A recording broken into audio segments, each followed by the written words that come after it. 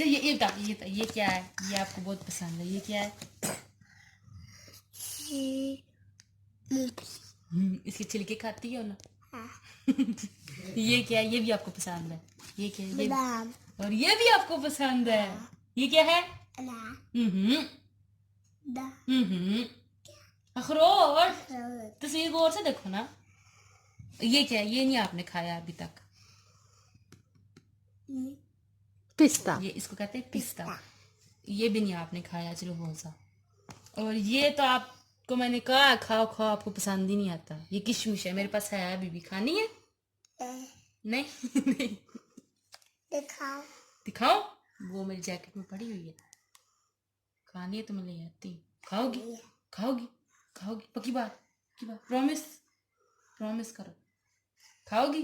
अब खानी पड़ेगी।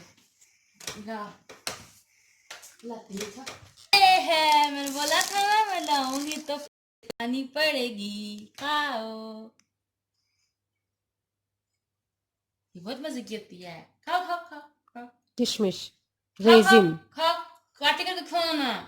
बुरी बात है, ऐसे नहीं करते।